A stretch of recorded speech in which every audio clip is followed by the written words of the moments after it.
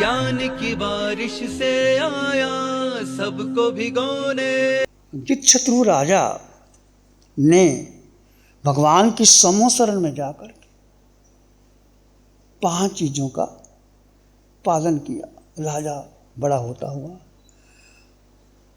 राजा था, तलवार थी, मुकुट था, राशि वेशभूषा थी, उसको उतार दिया और विवेक रखा और मुख पर वो उत्तरासन किया, दूर से भगवान को देखते ही नमन किया और पास में जाकर के वंदन किया। अब समोशरण की बात आती है। समोशरण किसका होता है? तीर्थंकर भगवंतों का समोशरण होता है। समोशरण में क्या होता है? तीर्थंकर भगवान स्वयं कुछ नहीं करते, उनका इतना अतिशय होता है कि जब या वो चतुर्मास करते हैं, जहाँ वो पधारते हैं, तो इंद्र देवी देवता उनकी समोशरण की रचना करते हैं। समोशरण में ऐसी व्यवस्था होती है कि सबका अपना अपना स्थान होता है। इंद्र देवों का, रानी का, राजा महाराजा का और सेठों का, साधु साध्वी, श्रावक श्राविका, सबका अपना अपना बैठने का स्थान होता है। और पशु पक्षी सब आते हैं भगवान की वाणी सुनने के लिए और अपने अपने स्थान पर बैठ जाते हैं। कुछ भी नहीं किसी को डिस्टर्बेंस करते। और भगवान जब समोशरण में आके बैठते हैं और उस समय की भाषा अर्धमागधी भाषा थी। अर्धमागधी को लोक भाषा, व्यवहार की भाषा थी। तो भगवान कोई गूढ़ भाषा नहीं बोलते, जो लौकिक भाषा थी उसका भगवान उपदेश देते हैं। और जैसे वो बोलते हैं उनकी वाणी सब समझ लेते हैं। चाहे कोई कैसा विद्वान हो, पढ़ा लिखा ना हो, पशु पक्षी हो, चाहे वो हाथी है, शेर है, गाय है, भैंस है, सब आते हैं और भगवान की वाणी स्मरण करते हैं। और भगवान क्या उपदेश देते? भगवान किसी को संबोधित नहीं करते। कोई राजा महाराजा आया, इंद्र आया, सबको समान उपदेश देते। भगवान तो भगवान है, उनके लिए कोई छोटा बड़ा नहीं होता, उनके लिए सब समान उपदेश देते। आपने समोशरण देखा होगा कभी? अशोक वृक्ष के नीचे भगवान बीच में विराजमान हो जाते हैं और चारों ओर से समोशरण दिखाई देता है। और भगवान क्या बोलते हैं? पहला ही शब्द जब आप सुनते हैं, जैसे आप ध्यान शिविरों में जाते हैं, भगवान की वाणी आती है, कृपा बरसती है वाणी की, भीतर अक्सादे का निशारी। जब भी वाणी सुनाते हैं पहला शब्द क्या निकलता है? ये आत्मन, स्वयं को जानो, संबुझ किन्ना बुझा, संबोई खलू पेच दुल्ला, नो होर मंती राइयो नो सलभई पुलना भी जीत। हे पुरुष, संबोधि को प्राप्त करो। बोधि स्वरूप का बोध प्राप्त करना बहुत कठिन है, अति कठिन। स्वरूप का बोध देते हैं भगवान, आत्मा का बोध देते हैं। हम सब अनादिकाल से भ्रमण कर रहे हैं, अनादिकाल से भ्रमण कर रहे हैं। भगवान तिन्नानंग तार्यानंग बुद्धानंग बोयानंग मुक्तानंग मोहिकानंग कहा जाता है। स्वयं तर चुके हैं, औरों को तार रहे हैं, स्वयं बुद्धि को प्राप्त हो गए हैं, औरों को बुद्धि दे रहे हैं। और उनके उपदेश सुन करके उनकी वाणी का ऐसा अतिशय होता है। दूर से कोई व्यक्ति आता है, भगवान की वाणी को सुनता है, किसी को क्षयक संकेत हो जाती है, किसी को केवल ज्ञान हो जाता है वाणी सुनते ही। और पशु पक्षी भी वहाँ वही आते हैं जो भगवान की वाणी सुन लेते हैं। सुनने के बाद उनको भी अवधि ज्ञान हो जाता है। जैसे भगवान महावीर चंड कौशिक जब डसा तो भगवान ने क्या कहा था, बुझ बुझ चंड कौशिक, हे चंड कौशिक तू बोधि को प्राप्त कर। बोधि कहते ही उसको जाति समझ ज्ञान हो गया। ओहो, मैंने कितना क्रोध किया, मैं कहाँ से कहाँ आ गया, इतना क्रोधी बन गया। क्षमा को धारण कर लेता है, भगवान को डंक मारता है। भगवान कितने करुणाशील से कहते दूध की धारा निकली, और स्वयं भगवान जाते हैं। लोगों ने कहा था प्रभु इधर जगह ना जाओ, भगवान तारने के लिए वहाँ खड़े हो जाते हैं, और उसका अहंकार और प्रदीप्त हो जाता है कि मुझे नहीं समझते, डंक मारता है। भगवान शांत हो जाते हैं। बुझ बुझ चंड कौशिक, बोधि को प्राप्त कर। ऐसे भगवान महावीर का समोसरण उस काल उस समय में तेनंग कालेनंग तेनंग समय में, उस काल और उस समय में, काल का मतलब क्या है, वो आ रहा, और वो समय सारे सूत्रों में आपको बताया जाता है। तो ये सूत्र भूमिका मैं आपके सामने सुना रहा हूँ। इस सूत्र में जिसको हम सुनेंगे, इसमें श्रावकों का कर्तव्य क्या है, क्या श्रावकों को करना चाहिए, कैसे उनके जीवन में कर्तव्य का पालन करना पड़ता है, कैसे वो नियमों का पालन करते हैं, कैसे वो अंतिम सलेखना लेते हैं, कैसे उनका समाधि मरण आता है, कैसे अपने जीवन को साधते हैं, कितना उनका भरपूर राज्य होता है, इसका सब वर्णन किया जाएगा। और इसमें पहले श्रावक आनंद श्रावक वो कैसे भगवान के समोसरण में जाते हैं, भगवान महावीर के समोसरण में जाता है, बहुत विवेक से जाता है। आप भी जब साधु साधुओं के पास जाएं तो 5 चीज़ों का विवेक रखें। पहला सचित का त्याग। राजा ने क्या किया, जो फूल माला बीज वगैरह थे उनको अलग कर दिया।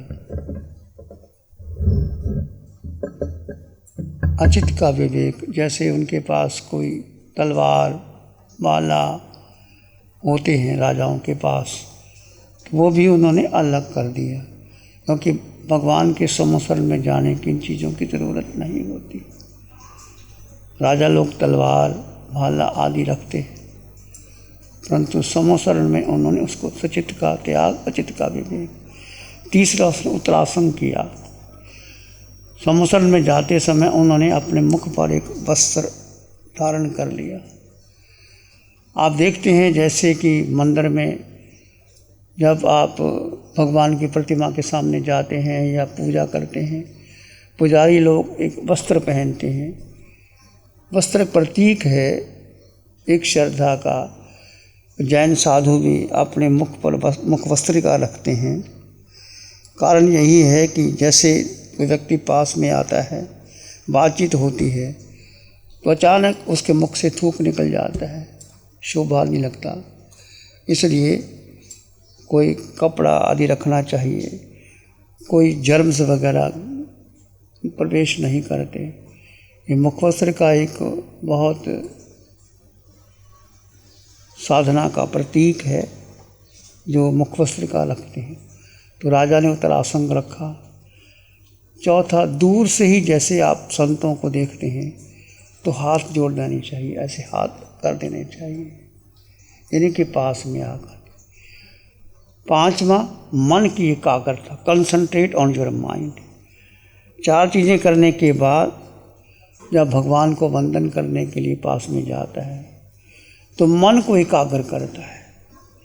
ऐसा नहीं कि आप घर से आए हैं, मन में विचार चल रहे हैं, घर में किसी से कोई संघर्ष हो गया, बातचीत हो गई, आप क्रोधित हैं, तो स्थानक में आने से पहले सब चीज़ों को छोड़ दीजिए।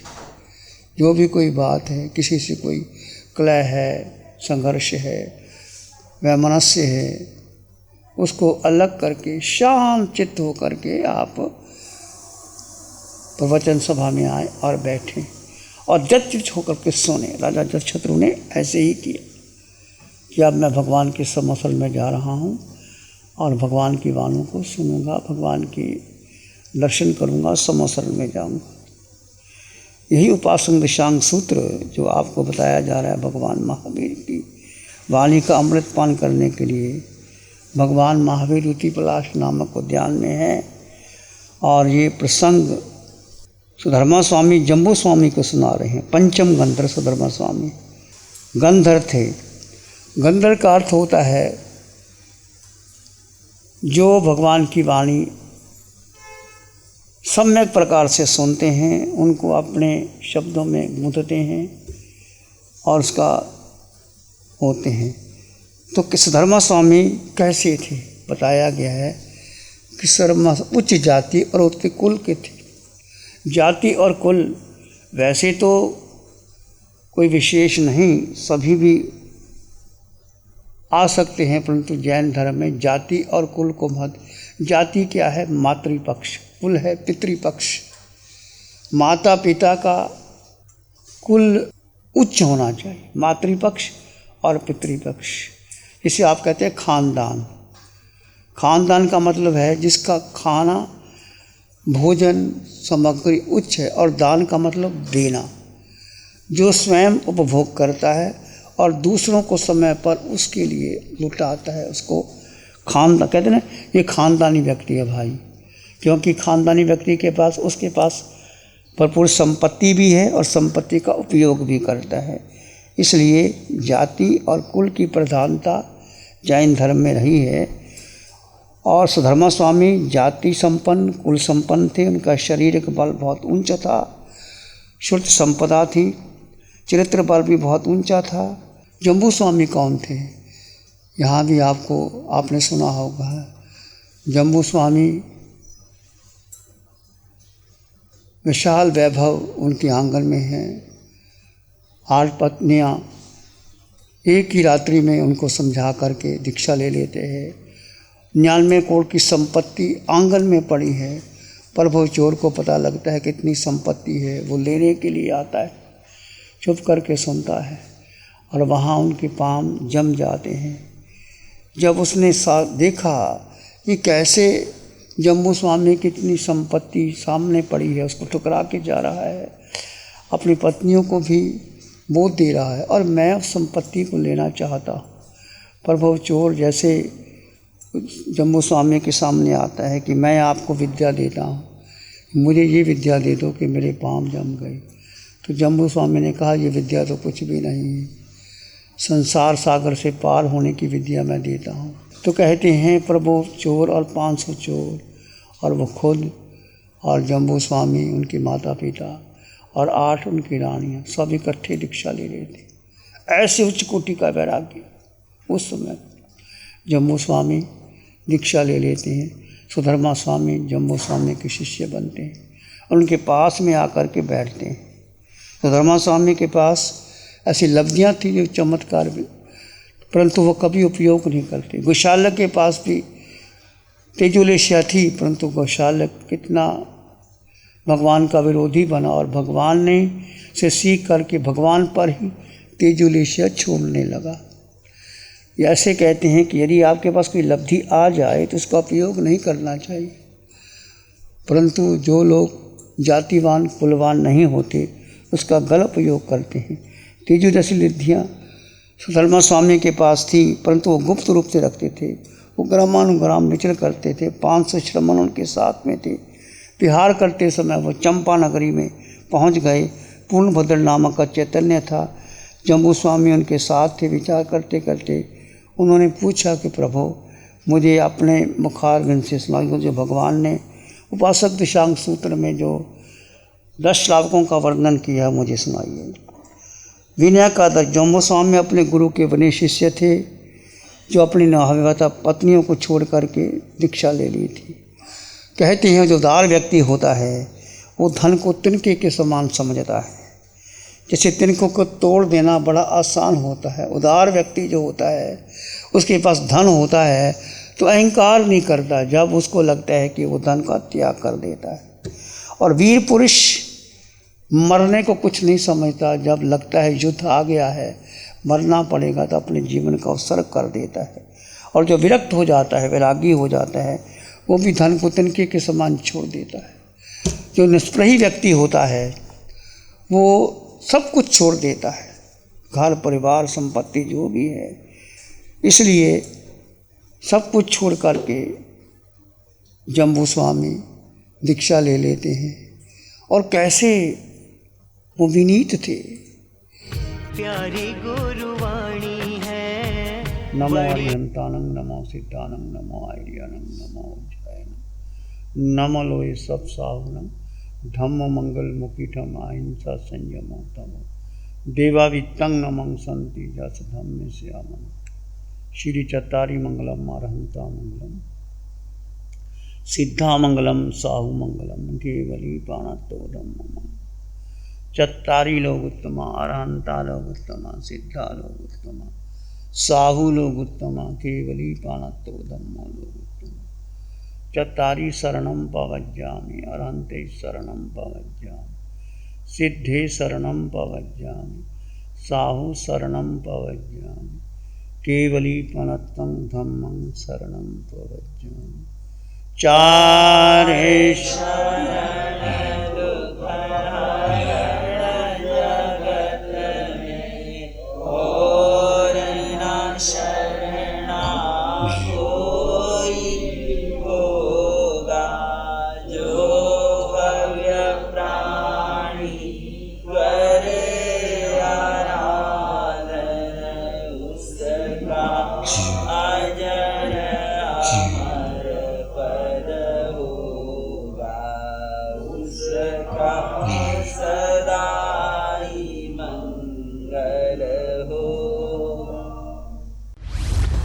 लग्जरी, कंफर्ट, शानदार view, park Inn by Radisson hotel.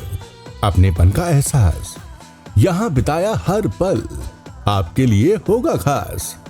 यहाँ के अमेजिंग रूम्स, बैंक्वेट हॉल, तमाम प्रकार के प्योर वेज जैन फूड, जिंदा दिल लोगों के खूबसूरत शहर सूरत में रेडिसन ग्रुप की स्टार रेटेड लग्जूरियस होटलों में सबसे अग्रणी है Park Inn by Radisson hotel.